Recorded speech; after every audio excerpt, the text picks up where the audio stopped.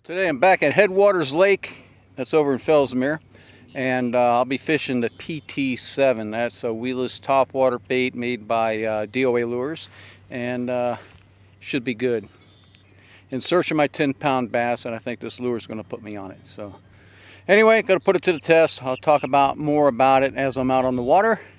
For now, I used my bike and rode down, saved me an hour paddle to get to the spot that I wanted to get to. So I was able to get there in about 15 minutes using the bike and just pulling the paddleboard behind me. So let's see what we do.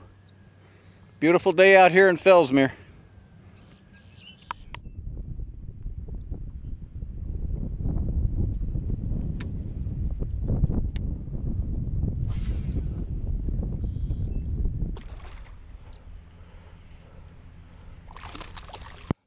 Here you go.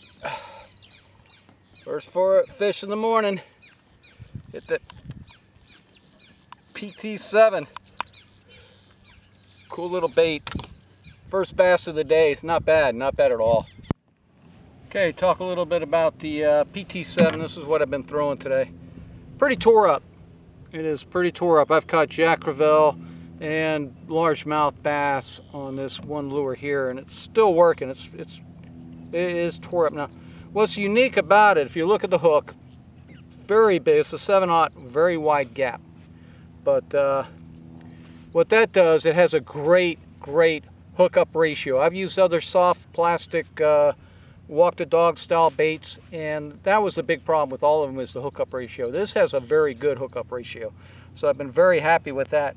It also does have a rattle inside. There's foam in there. You can see the foam. There's foam in there, and there's a rattle stuck in that foam.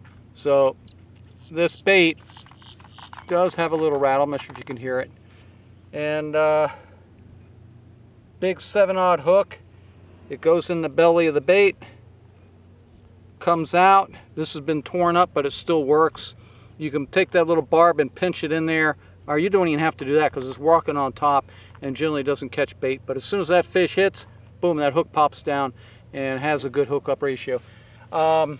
It's great in the grass. There's a ton of hydrilla out here, and I'm just working it through this, and it is great, you know. So it's a good option to let's say using a frog style bait. It's about the only other topwater style bait you can use out here. And also, this is great for pitching underneath mangroves, and also if the Indian River Lagoon ever gets seagrass, you got a big seagrass mat, this would be great to work through that seagrass mat where you're not catching weeds, and you can work your topwater. So a lot of good opportunity with this bait, PT-7. I'm going to start it off with a nice bass. I'm going to see if I can get another one. It was a pretty good day here with the PT-7. It wasn't a great topwater bite, but I did have a personal best bass on that hit the PT-7. So a great lure.